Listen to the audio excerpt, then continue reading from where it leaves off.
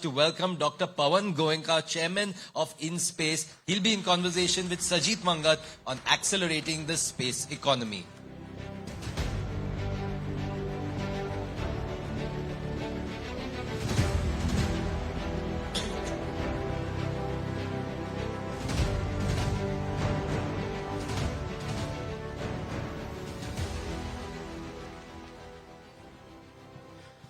Thank you, Dr. Goenka, for joining us today.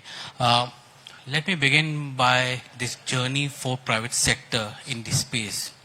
And I think Dr. Dr. Abdul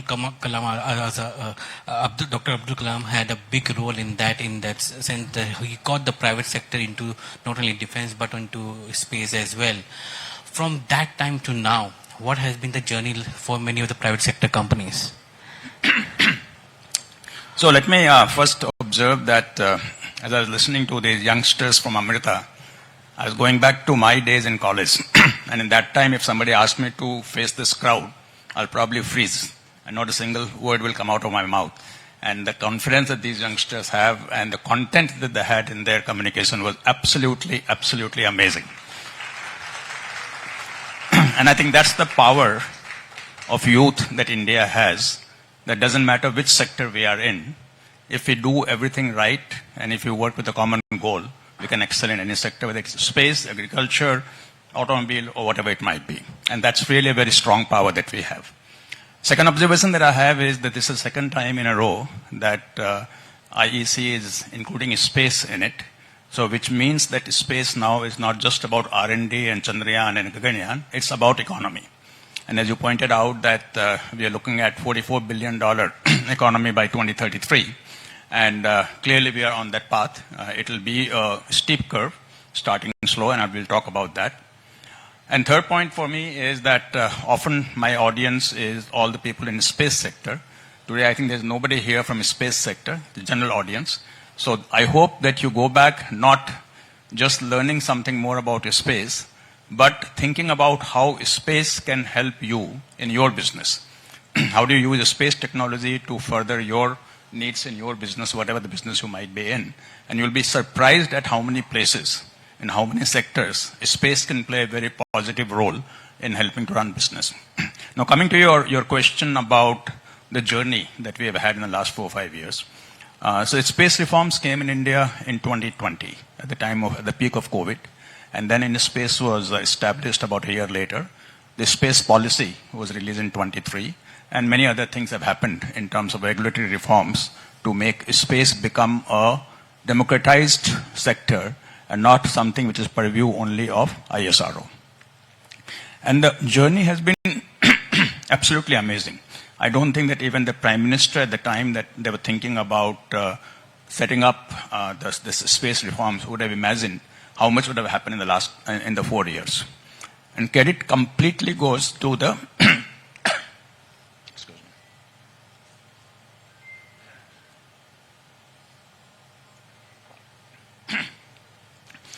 totally goes to the people who are active in this sector, the companies, the young companies mostly, who are working on it. Now, what I have observed is that for these youngsters, and again, continuing from what I said in the opening remark, there is no limit of what they can take on and how far they are willing to go. And in a very short period, we have seen the number of startups in space go from about double-digit number to 370 startups in space. And anybody who hears that is surprised that space has, specifically space, they do nothing else but space, has 370 startups today. And they're looking at problems that one would not think that a small company will imagine tackling. Something that even ISRO may think twice before taking it on. So there are several things that have been established already. For example, there are 2 companies that have launch vehicles now, not yet completely proven to take on the real load, but close to it. There are half a dozen companies that can make satellites, full satellite, not just provide systems or components to it. and they have already flown or already put the satellites in orbit. There are multiple companies that are working on applications. So all kinds of ecosystem is evolving very rapidly. And I think, at least from my viewpoint, as I see things are moving very well in the right direction. No, ever since InSpace came in, it's been an inflection point for the private sector to, go, or I should say not private specifically, the startup universe to go after space, because that horizon opened up for them. But if you look from, maybe a 10-year period or so, many of the companies, private sector companies, were started off as system makers or small unit makers and we were dependent on ISRO for all the order. Today, we have system integrators, satellite makers, or launch vehicle makers. How has this journey been? Is the capital, which used to be a big issue for initially, is that problem resolved now? See, capital problem will never be resolved, okay? No matter which sector you are in. It could be a very mature sector, you'll always be needing more capital. So I cannot say capital problem is resolved. But let's look at, sort of break up your question into multiple pieces, okay? If you look at the journey from today to, let's say, next 10 years for any of these companies, what are going to be the key points for success? And when I say success, I don't mean just R&D success. Yeah. I mean commercial success. Okay, yeah. That means anybody who is investing in this company today will get more than their fair share of profit on the investment, is what I would call success, right? And technology becomes an enabler. Okay, so if you look at success for these companies, the biggest thing that has to happen is demand generation. Okay. Capacity has to be done, capability has to be done, skills have to come in, infrastructure has to happen, all of those things, but that will happen. I'm not concerned about those. Yes, it's effort from the government, effort by InSpace, ISRO, effort by the companies, but that will happen. The one big unknown right now is demand. Where will the demand come from? If you're going to be a $44 billion space economy, you need $44 billion worth of demand. And today the demand is $7-8 billion, right? So that's 5x in about 8 years now. 8 years okay? time. Now today the demand is primarily coming from the government. Government is the biggest user of space technology, whether you are in defense sector, whether you are in agriculture sector, whether you are in urban development, whether you are in disaster management, MHA, whichever government department you take, at least 30-40 departments of the government use space technology day in, day out for doing their work, right? So that's the biggest user today. That demand primarily goes to ISRO. Okay? So the first thing that has to happen is to reorient that demand to go to the private sector. Okay? That's beginning to happen. There are at least 40,000 crore worth of demand that has come from the government to the private sector in the last 2-3 years. But we'll need to do a lot more of that. The government itself is using space technology up to a certain point. And I think the potential of how much the government can use the space technology for the betterment of everybody who is sitting here, no matter, again, which sector, which field you are in, is a lot more. Now that sort of multiplier effect will come when the private sector companies start looking at or start developing solutions for the needs of the government. Then the multiplier will happen. ISRO doing it for the government departments was going up to some distance because their primary objective was more of R&D and new frontiers of technology. For private sector, the objective will be start with the new frontiers of technology, but take it to commercial success. And therefore, the multiplier will happen. But that will be only one part of the equation. The second part of the equation has to come from people sitting here.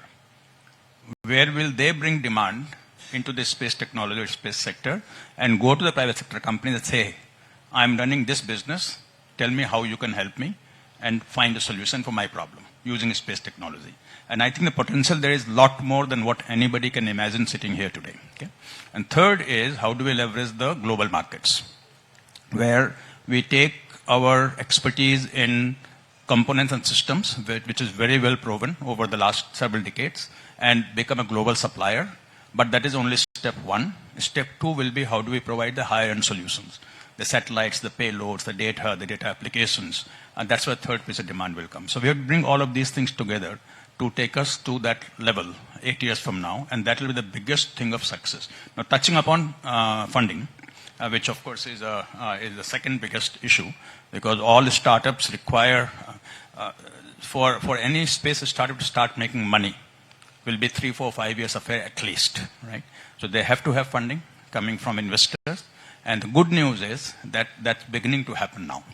Okay, this year we'll have the highest ever funding in the space startups. We have crossed $150 million as of 2 days ago. And by this financial year, we'll probably have $200 million, which is more than double of last year. So it's accelerating very fast. Still, $200 million is not a very large number, but a significant number. And there is so much interest that's coming into the space sector from the investors now. And that's one of the key things that any space gets involved in, to educate the investors about the opportunities in the space sector. So that's also beginning to bear fruit.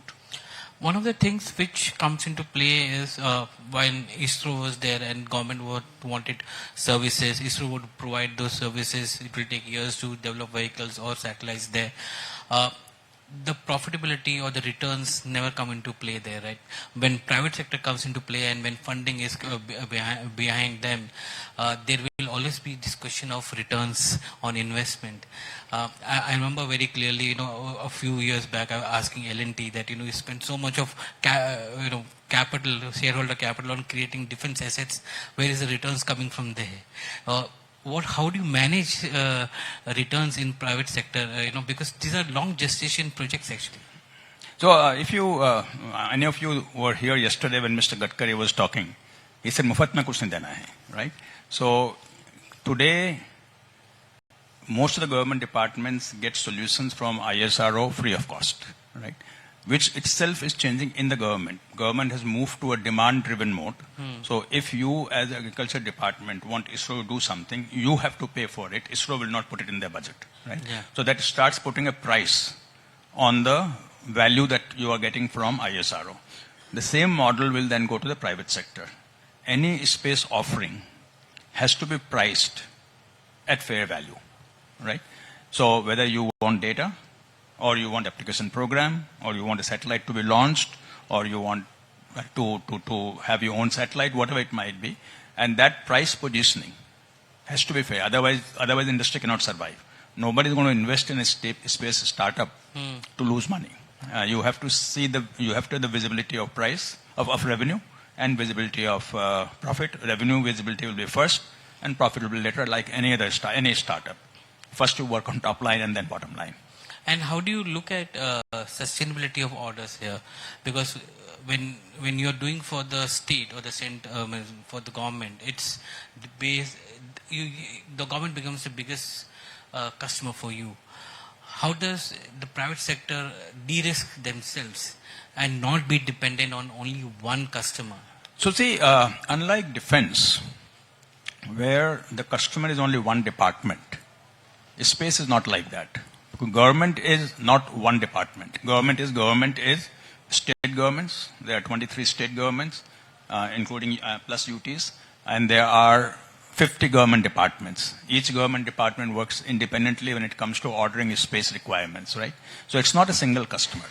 It's 60, 70, 80 customers already for the state for the space companies.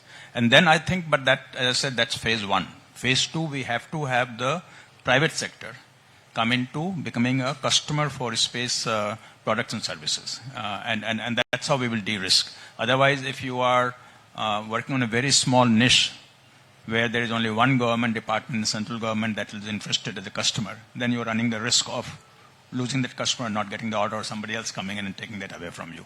And I think that will happen because many things, in space has taken many initiatives. For example, one of the things that we have done right now is given a project to a consortium of 4 companies to build a constellation of 12 satellites and provide data from that satellite to anyone who wants data. It could be Indian government, state government, central government, any of the companies, or outside India. So that's creating a infrastructure for data that will create a constant stream of revenue. So to succeed, that constant stream of revenue has to be there. If it's a lumpy kind of revenue, then you don't know where your next order is coming from. True. And no investor is going to invest in you if you have a lumpy revenue. And what about international, going international for Indian companies? Global services providing there. I remember when defense was opening up a private sector, and government used to say that don't depend on the government, go out and do exports as well.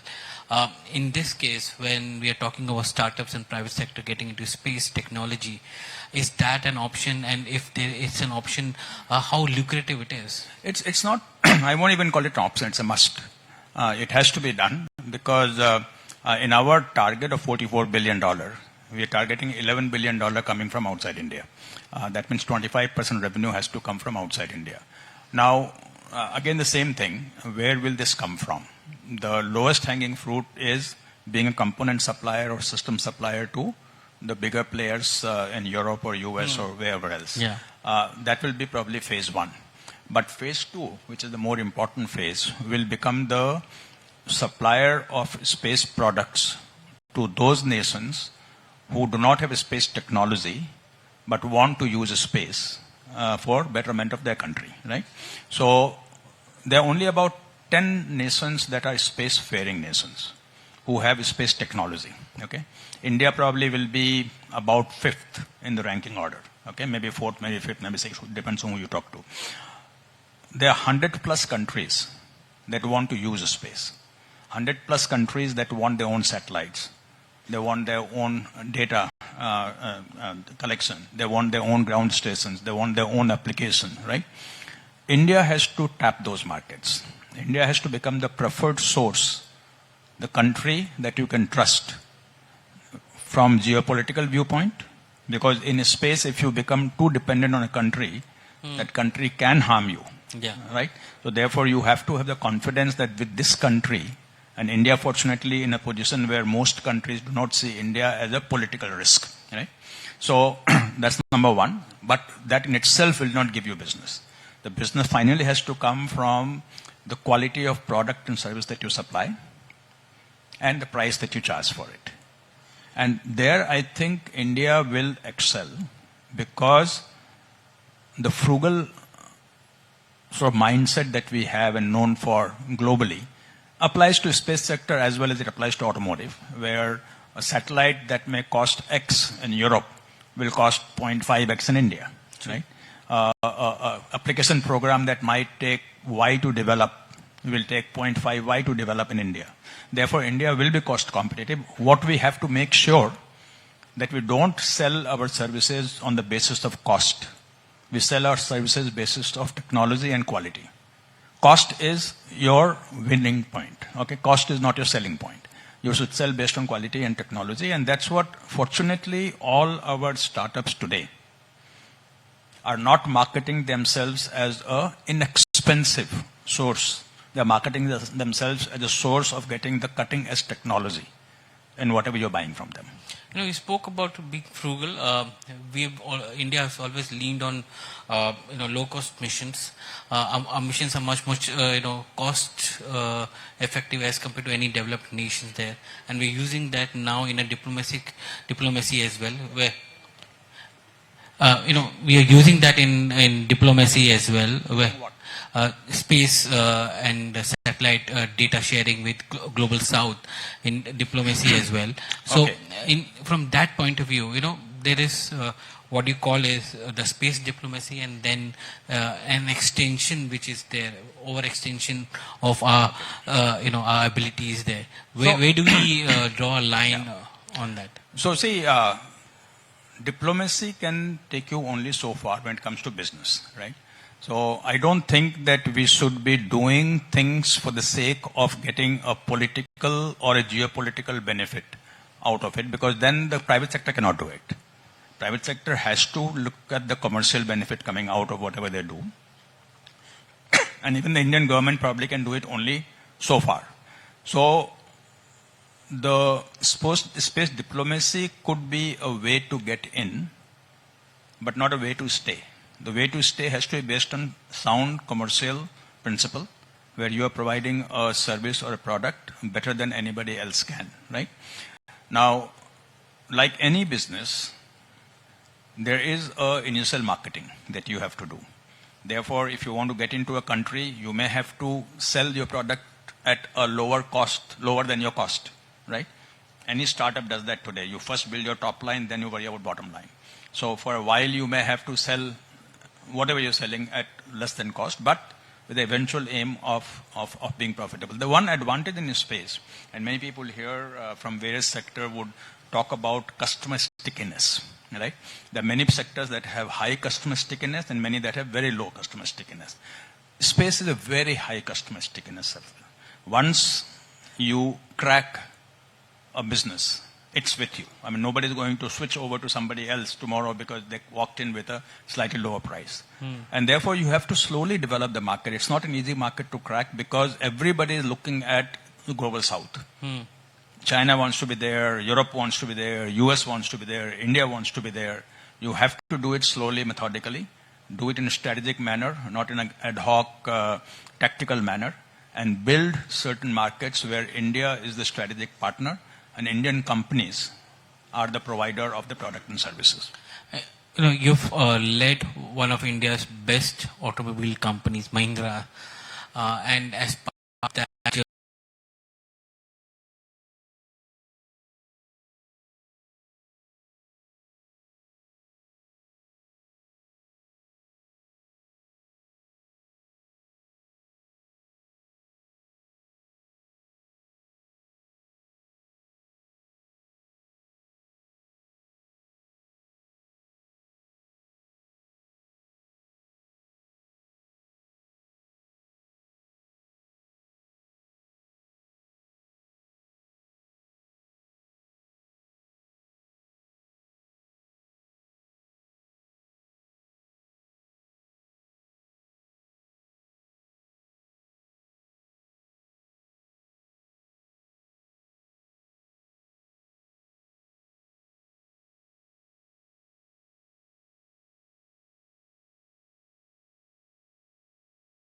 Okay, space more so than automotive. Because in automotive, I always kid when I say that in space there's no workshop that you can take your satellite to. If it fails, it fails. It's gone. I mean, hundreds of crores of investment you have made is just gone in 5 seconds. So therefore, the quality in space is very important. So is it in automotive? I mean, any of you guys who have a breakdown in your car will curse the dealer first, then the manufacturer, then the CEO, because the quality was not right. Right here, the same thing applies to safety. Very important in car, even more important in space, because a space accident can create unbelievable havoc. Right, so equally important. Product development. If you look at the disciplined product development, there is no difference between automotive and space. It takes 3 to 4 years to develop a car. It takes 3 to 4 years to develop a satellite. Right. So very similar in that nature. The difference is automotive is a high volume game. Therefore, production process and optimizing production process, if you're looking at it from business viewpoint, becomes very important.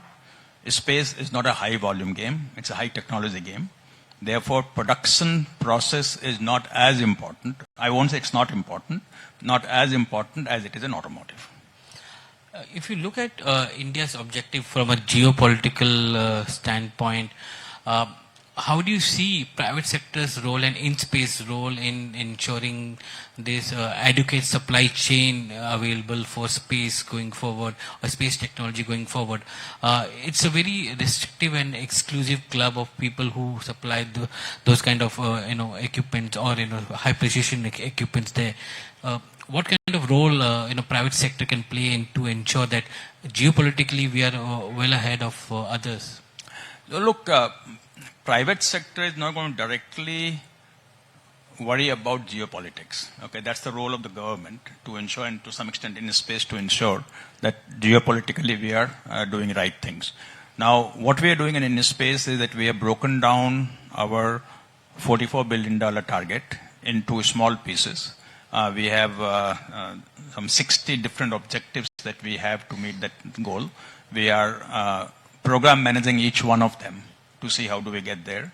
And in space by itself does not do anything. We are only an enabler, right? The work is all done by either ISRO or by private sector companies. Our role is to define what needs to be done and ensure that it gets done, right? So therefore, to ensure that there is no gap, there has to be capacity, there has to be capability, there has to be money, there has to be demand, there has to be a supply. To make sure that this whole ecosystem is well connected is what our role is, right? So if we find that there are not enough companies working on this piece, then we have to come and promote such companies to come in and fill that piece so that 5 years from now, we don't feel that there's something missing. So it's more of a strategic thinking that we have to bring in and look at the world view or space view 5 years from now, 10 years from now, and ensure that we don't have a surprise in 5 years, right? So that's the role that we are playing, and that's the most exciting part in some ways. Of course, we are a regulator also, and that's a different story. But this is the part that sort of building the space ecosystem and preparing the sector, private sector to play that role is very important. And I must say here that Honorable Prime Minister has personally driven this whole opening of the space sector. Yeah. And he's very passionate about it. Even when he was Chief Minister of Gujarat, he was head of... He's personally managing the space sector as well. Yes, yes. So he was way ahead of... I still remember my first meeting with him after I took on this role. We won't have time to get into that. But his vision for a space sector was just mind-boggling on what he wants to see. One challenge that comes in is with respect to skills. Do you see there are enough skilled manpower in India for us to take the space sector to $44 billion as you have envisaged? Yes and no. Yes and no. Fortunately, we have a retirement age of 60 years. Okay, that means there are lots and lots of ISRO retired people who have enough energy left in them to help the private sector to grow. Okay, so therefore, to tap into that is a pool of skill available for private sector. And I must say that in the last 2 years, private sector has, or especially the startups, have recognized that they need gray-haired people to be able to understand space technology in detail. So while they have the ambition, they have the boldness, they have the risk-taking, but they are counting on these retired ISRO executives. And ISRO's quality of manpower, technical manpower, is absolutely amazing. For somebody coming from private sector into ISRO and interacting with these people, you cannot find better people to be in the space technology area than what you see in ISRO. Right? So that's the very big pool available right now. Okay? The second part is then that's fine, but how do you grow from bottom? True. For which in space has two different things that we are doing.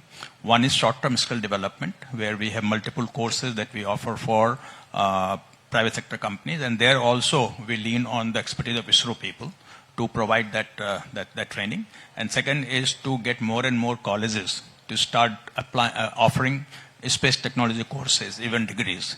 So at least 15 courses, institutes have now signed up to start offering space degrees.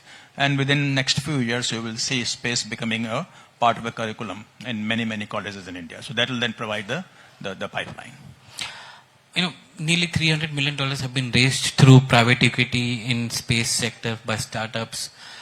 When are we going to see our first unicorn coming from a space segment, actually? So, I'm just asking this because I think SpaceX is also looking for an IPO, yes, which will be almost $1 trillion it seems. So I think SpaceX is expecting $800 billion IPO. So see, the Prime Minister has given us a target. On 23rd August, he spoke on the Space Day and gave us a target that by 2030, we should have 5 unicorns in space. Okay. Now, I did some math a few days ago. I thought you might ask me about this, so I did some math. The top 10 space startups today have a valuation of $2.2 billion. Okay. Which is probably 5-6 times what it would have been a year ago.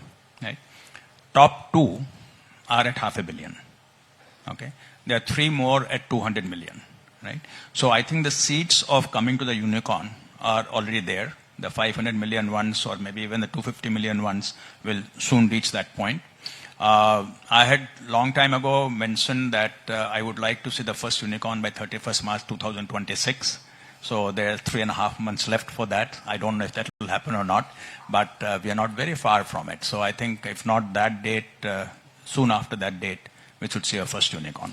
You said that we ranked nearly 4th or 5th in the space countries.